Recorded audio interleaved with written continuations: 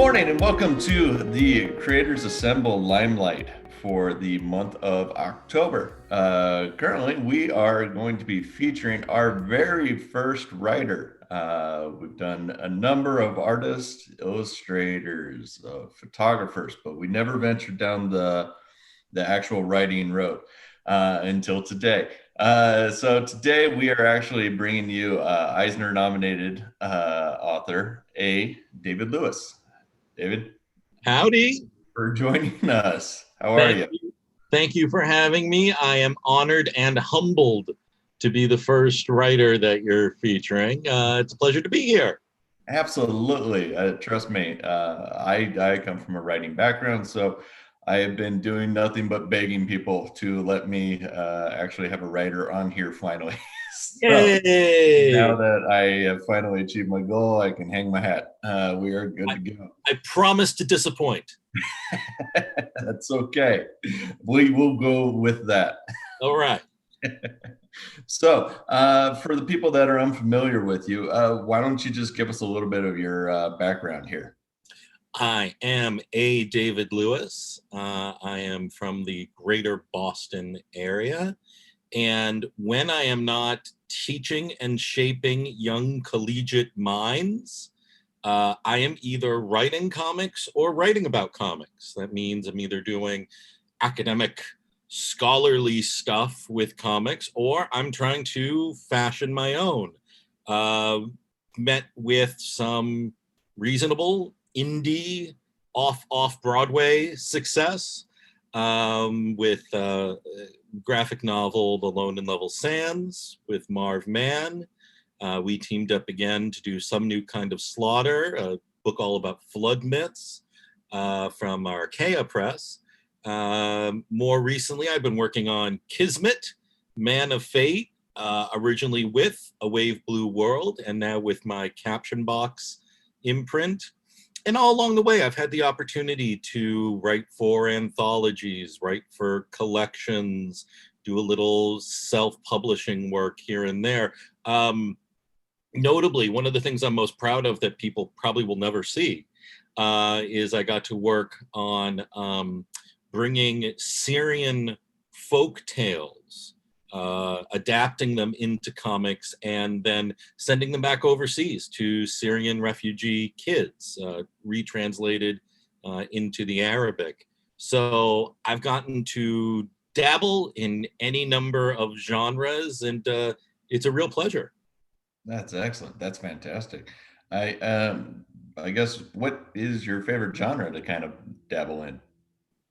Look, I'm a big fan of superheroes. I'm a big fan of mystery and whodunit. But I think when I write, I keep being drawn back to biblical or mythic sort of storylines. The academic side of my brain wants to do that analysis where all stories are basically myths at heart and there are only 6 different plots and blah blah blah blah blah. So I think I cut out the middleman to a degree and just go right to the myth, rather than overshape it and try to make it look like, oh, you've never seen anything like this before, I'm bringing you something novel and amazing.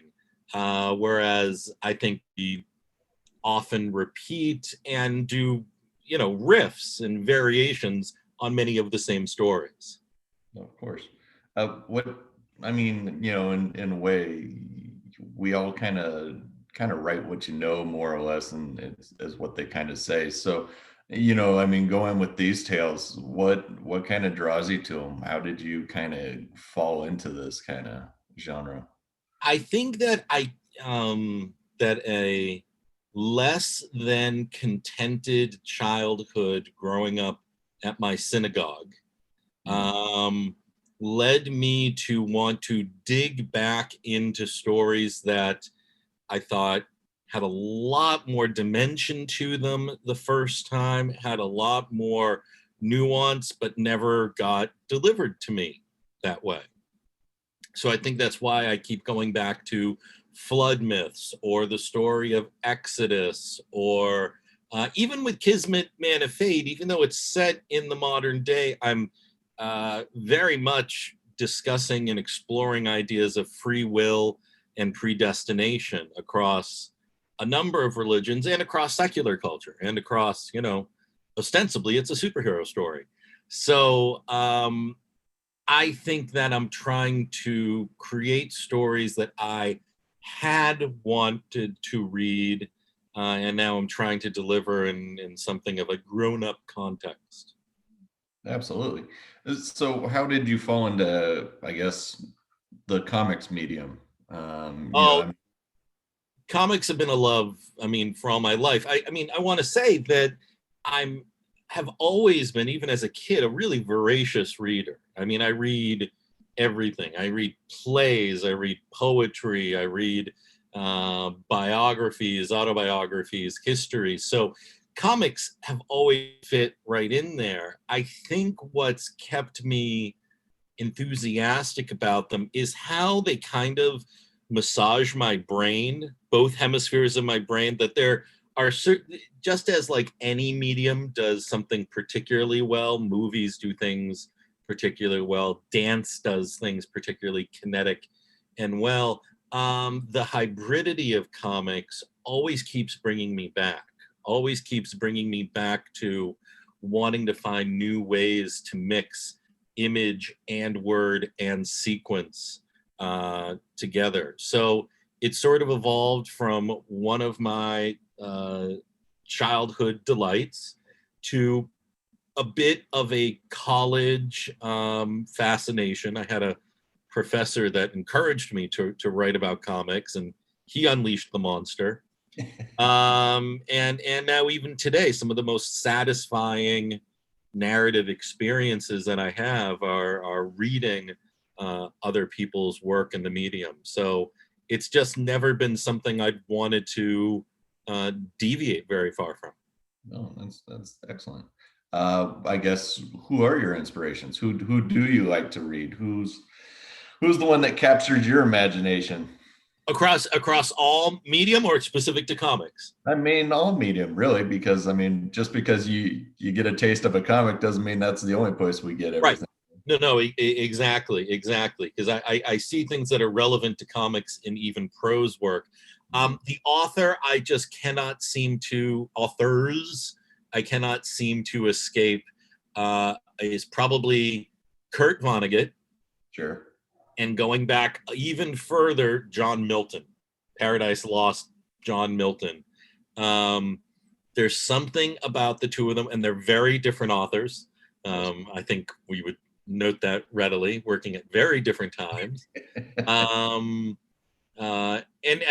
to a lesser extent, Dante, although I won't even pretend that he's a pleasure read or anything. For reference. Yeah, no, I think he's like one of those things that gets like embedded in your brain, and like you can't escape your stories having echoes of something Dantesque or Miltonic. Kurt Vonnegut is a bit more of a pleasure read, although no less formational. In fact, I have him right by my bedside right now. I'm again working through the third volume of his complete works, just because there's something new to it every time. Of course.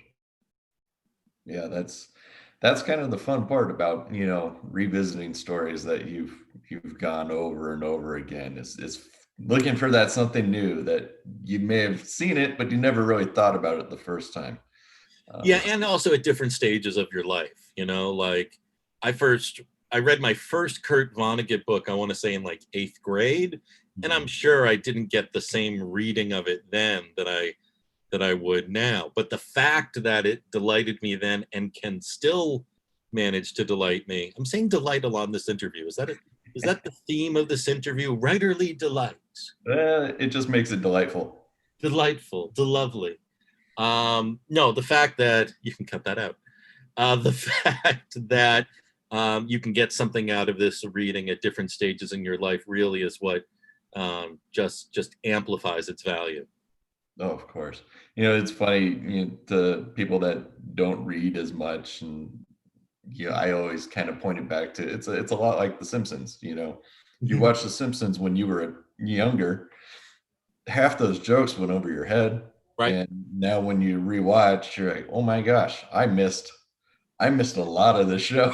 Yeah, yeah, yeah. Or music, or like it's something that was a hit single when you were in your adolescence, and then you listen to it again and go, "Oh, Oh, that has a that's whole what they different. were talking about." Yeah, we're in that phase of trying to explain music to children, and that's not. You got to tiptoe around certain songs. That's absolutely, some of the best songs have just those little pieces that you might not want to reveal fully to your offspring. So, when you're actually writing, I guess kind of take us through your process a little bit. What kind of how do you go about writing? Um, it starts with an idea, Right. right? It starts with something quirky or just an offhand thought or a what if. And then if I can forget that quirk or idea, I put it down in a journal somewhere. But if it doesn't obsess me, if it doesn't stay with me, it's done. It means it was just like a random idea. It's those that continue to hound me and pop back up are the ones that start to become the engine for some story, or even just a thematic engine. It doesn't have to be what if a character does a particular thing. Um, so if the idea begins to gnaw at me, I then start to brainstorm and or do research. My academic background requires that even with a fictional story, I need to make sure I'm significantly immersed in whatever kind of setting or kind of writing or kind of subject that I want to do. And I really only start on drafting the story or start doing a script outline when that research or note taking hits a critical mass, when I can't hold it as a gestalt mass anymore, when I've filled too many pages of notes and I'm like, okay, if I can't keep this all together, there's no way a reader would be able to. That's just terrible to expect of me. So yeah, it'll go idea, research and brainstorming, story outline. Usually there's a dramatis personae, a cast of characters that starts to build right about there, usually linked to some of the research that I do. And then if I'm already working with an artistic collaborator, I will do kind of a page outline, because there's the story outline, but that might not be exactly the sequence in which you want to tell the story. So Mhm. then for their sanity, I break down what I see the order of the story being. And that's a great opportunity, actually, both the dramatis personae and the ordered outline, to start inviting their influence and their input and make it collaborative, so that by the time I get to a script, there's already some of the artist's DNA sort of baked in there. And I tend to do full scripts. I don't do Stan Lee scripts. I do, um, which I just will say sometimes leads to my overwriting. So Mhm. even after I do the script, I need to work with the artist to pare things back or pare things down, or I need to work with the letterer to pare things down to make sure that I haven't absolutely destroyed their sanity.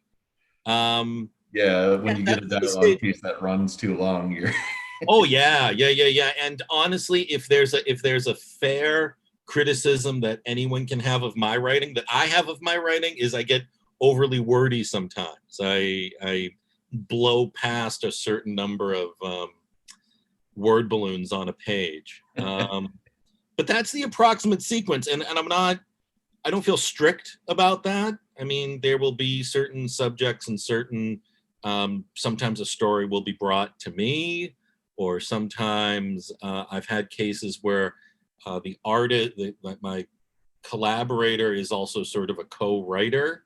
So they'll do the page outline, and then I'll break that into script. But that's roughly how it tends to go down. That's kind of great. I mean, that kind of brings me to my next thing is how, you know, comics are a very collaborative business. So, you definitely have to have a partnership going on. How do you feel about collaborating with others? Because, it in a way it kind of feels like it steals a bit of the story away from yourself. So how do you let it go enough Oh, I that love it. No, no, no. I love the collaboration. It's being unable to find immediately available collaborators. That's far more the concern for me. No, I did a lot of bad poetry in my late teens and early 20s. I did a everybody lot of, does? I wrote a wonderfully bad novel. I've written really good, terrible short stories.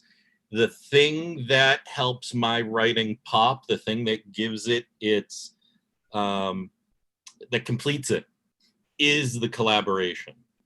I don't think anyone would want to read for entertainment a script of mine, but I think the scripting is solid enough such that an artist can build and fulfill it. So, no, the issue has always ever been because writers can work much more quickly than artists. Just nature of the medium. That's not a it's not a criticism. Um, the issue has only ever been finding the right collaborator or collaborators, if you're including inking and colorists and lettering and design.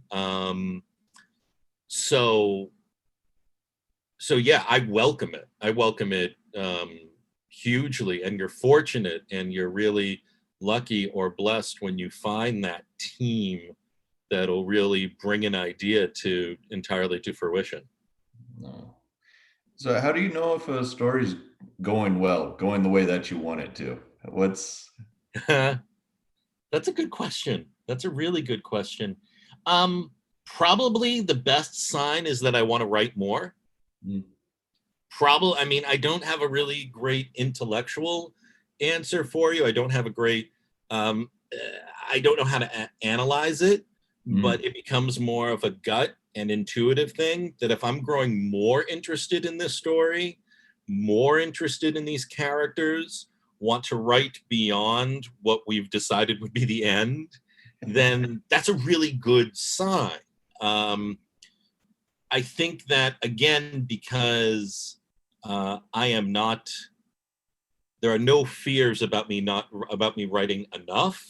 That impulse doesn't mean I missed something, right? Like, oh, I need to add this plot line to this character or else they're really two-dimensional. No, I think I've made them sufficiently dimensional, but if I want to do more with them, that just means that the process has really shaped something kind of special. well, that's good. Yeah, I guess that's kind of the key takeaway is if you don't throw it out the window, then you must be doing something right. Right. Right. If you're not embarrassed and ashamed of it, but actually want to remain engaged with it, that's its own victory. Far too many more of my notebooks have gone into places that I have no longer seen. So, Uh, so Kindling. They become kindling. yeah, exactly. So you've actually done something that a lot of people haven't, which is graphic medicine. Oh yeah. So I guess for the layman, what is graphic medicine, so to speak? This is more of my scholarly side, right? But graphic medicine is examining how and where comics, graphic novels, manga, bande dessinée, whatever you want to call it, and healthcare, medicine, hospitals, patient experience, how and where they overlap. So, comic books are graphic novels about a particular illness or about a particular storyteller's journey through an illness. It can also be instructional. It can be teaching, using comics to teach in the healthcare or medicine fields. It can also be about patient experience or creating empathy for a certain disease or illness. So you can find it in both fiction and nonfiction. You can find it within the institution, that means being used to teach, or outside the institution, being used as a recreational reading, or something that's just for enrichment. But some of our most notable and most lauded graphic novels fall into this category. I'd point to stuff like, if you wanted to look at Mouse, Art Spiegelman's Mouse, through post-traumatic stress disorder, through malnutrition, through dysentery, you could do all of that. All of that has a graphic medicine lens. If you want to look at Alison Bechdel's Fun Home, either through mental health and suicide, it's no reveal that that's the main point for her father, or if you want to look at it through the OCD she had as an adolescent, those would both be graphic medicine lenses on these works. And the only thing I'll follow up and say is that there are some works that are purely about a disease or illness. You could read Ellen Forney's Marbles about her bipolar disorder. You could read Harvey Pekar, Joyce Brabner, and Frank Stack's Our Cancer Year, all about the cancer treatment and experience. It's quite plentiful. It's quite prolific also. And the one thing I try to do with my scholarship on it is I try to point out where it's happening even in fictional stories, that these don't just have to be autobio or biography or history or nonfiction, but that when a fictional character has an illness, we might learn just as much, if not more, about how to relate to that than we might if it's coming from a specific real life source. Yeah, that's really interesting. Actually, you know, we're kind of in this new phase of comics where we're taking a lot of our, you know, we're using it to teach now. Yeah, More or less, yeah. where we never used to. I mean, with John Lewis's March, and you know, George Takei's, you know, they called us enemy. Now we have a historical references that we're kind of going back to and recounting certain things. Do you think this is something that we should be looking forward to in the future, of getting more involved in the educational process? Absolutely. Without question. Comics have finally either shed or started to shed the suspicion that a lot of institutions used to have about them, a lot of their juvenile or fringe status. They used to be considered literature for the illiterate. And I think we have finally, at least here in the US, even more so in certain pieces worldwide, with France and with Belgium and with Japan, and certain parts of South America, we finally blown through that bias and are actually showing not only that these works are legitimate and powerful and impactful, but also that they are efficient and financially worthwhile. That George Takei can tell his story in a book far cheaper and far faster than filming the entirety of the casting and the setting and so forth. I'm not saying that makes comics superior, but on a return of investment issue, which is something that colleges and other major institutions do value, that makes comics particularly attractive. It seems to be the wave of the future, Yeah, and it seems to be a way of, you know, engaging younger readers and people who have stopped reading for some time back into the actual literature world, that they seem to have fallen out of. You know, seeing how many people fall out of reading once they finish high school yeah. because it's no longer a requirement. Well, we stopped reading works, right? We stopped reading coherent and cogent works, but we're reading all day, every day. Texts and emails and advertisements, and, you know, even at a cashier, you're reading all day. So it isn't to say we ever lose the proficiency, but maybe we think we've lost the hunger or we've lost the satisfaction of enjoying a work. And I want to give a shout out to web comics in particular. If you wanted, I mean, not just on the efficiency level in terms of access and costs, but also web comics bring down a whole bunch of barriers, bring down a whole bunch of obstacles to people that just want the information or the story or the aesthetic. So I don't think we ever stop, but we kind of instead forget. We get a little burnt out on what we think reading is, whereas it remains in our lives nonstop. Absolutely. Couldn't have said it better. Yeah. So I guess let's change directions a little bit here. Yeah. Little Bird told me that you like Dungeons and Dragons.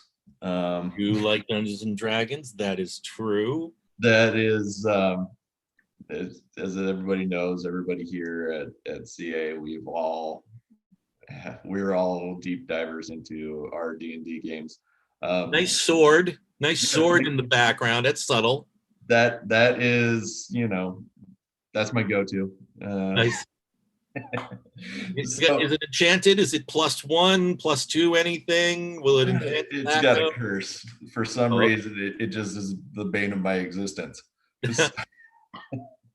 So, I guess in a way, educationally, we've been kind of seeing the uptick of the resurgence of D&D, or maybe the first time surgence, really, because it never really jumped over into the pop culture the way that it is now. Do you see this as a potential way of educating as well? Oh, absolutely. I mean, I'm not going to say that it should be a strict 9 to 5 D&D diet for kids in school, but we've been talking about gamification in the classroom for decades now.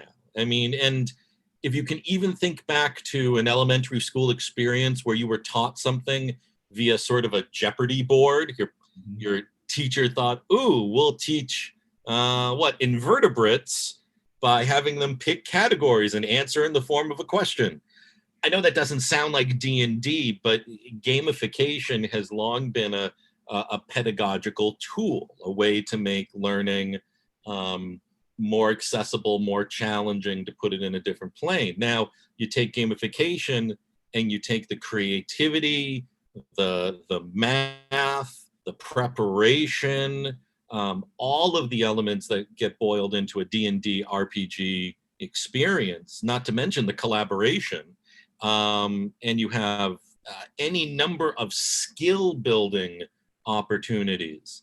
I suppose you could do content delivery too, like do RPG, set an RPG in a particular historical time or particular historical biographical setting.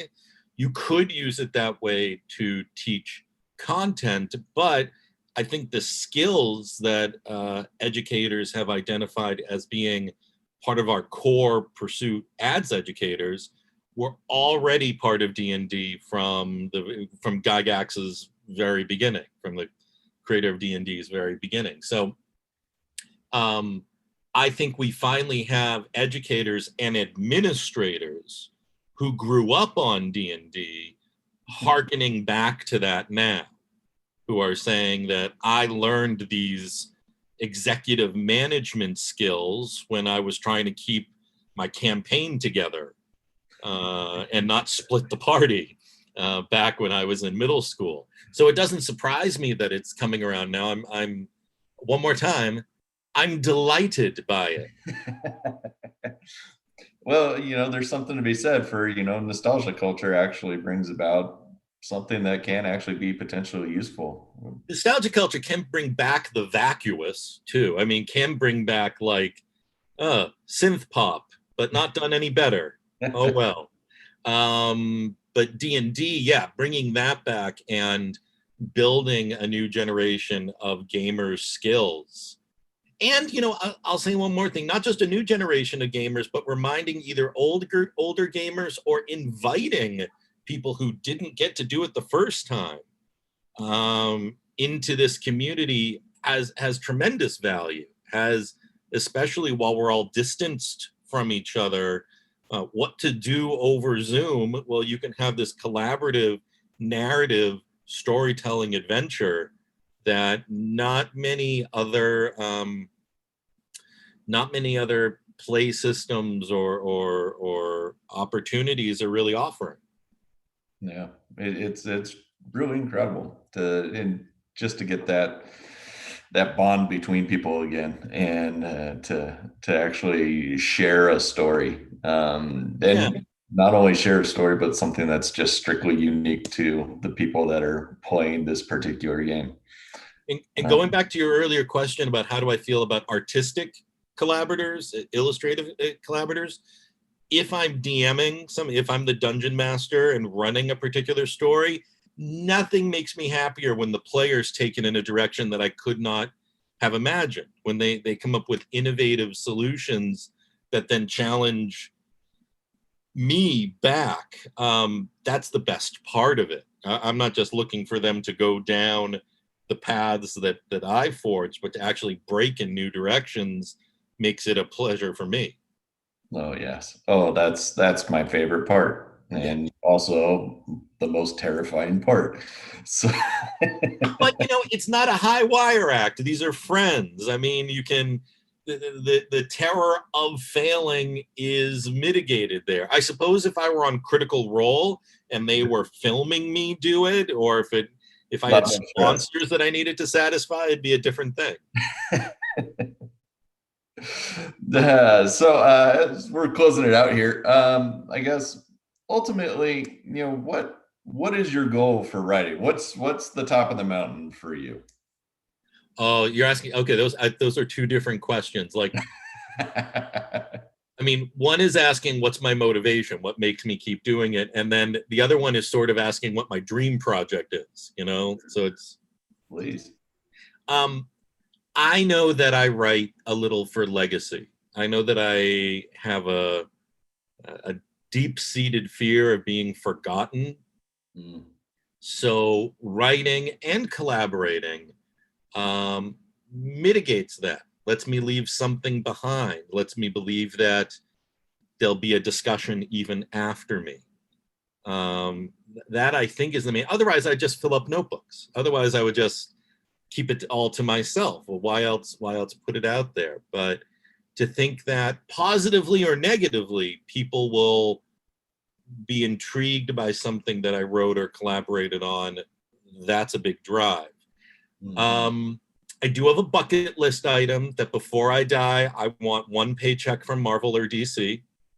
That's just a bucket list item. It could be anything. I could, write the Muslim Christmas story for one of those, and the end of the year anthologies that they do. There you go. But really, dream project would be to bring back and finish Alan Moore's Ballad of Halo Jones. Ooh, This is one of his more obscure works. It was to 2000 AD in the UK. It promised so much, and I don't think he's ever going to go back to it. So I would love the opportunity to take something that was Alan Moore created and branded, and and this is very much what I'm doing with Kismet. It's what I do with a lot of these stories. Take something that's there and put just like one more mark or spin on it so that it finds some sense of completion. That would be top of the hill. Halo Jones. excellent. So as we're closing here, do you have anything to promote? Anything you want to hype?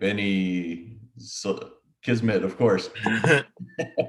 We do have a Kismet Patreon campaign going on, and while Okay. it may sound strange that we're doing Patreon, I want to, even during a pandemic, still have us creating art, still have us pushing this story forward, and securing income from my art team. So while I don't see any profits or any money from this Patreon campaign, this continues to fund month to month the continuing story, volume 2 of Kismet Man of Fate. So people who are interested can go to patreon.com/Kismet2, just Kismet and the number 2. And even the smallest of contribution helps us push it even forward. Fantastic. And where can people find you on the socials? Oh, I'm Twittering all the time. All right. My initials, A.D. Lewis, A.D.L.E.W.I.S. I am an avid Twitterer. I tend to do, I am active on Facebook, but that's more of a professional, social, familial space. That gets weird, but yeah, I am free and open on Twitter. Bring it. Fantastic. I'll make sure everybody goes to you there. Yeah, please do. All right. Well, hey, David, I can't thank you enough for actually sitting down with us and actually having this conversation. My And pleasure. I hope I didn't ruin it for any writers after me. I oh, hope you will invite more writers on to improve this rather than leave it leave it just on my shoulders. trust me, it's my goal to have more chomping at the bit for you. Good, good. I will be excited to see them and hear them too. Fantastic. Well, and I guess in that case, if you are a writer and you wish to be part of the Creators Assemble Limelight, or an illustrator, photographer, dungeon master, we take them all. So if you have any interest, just feel free to go ahead and visit our website at creatorsassemble.org. There you'll actually be able to see some of A. David Lewis's sample art work that he has written. We'll have it up in a gallery just for him. He has also been part of our charity book that we still have on sale, which it was a wonderful piece, and we were very thankful for him to have that on there. So if you can please just visit creatorsassemble.org, be great to see you over there. Again, hey, David, thank you so much. Thank you. Keep up the great work. Well, I appreciate it. Thank you, sir.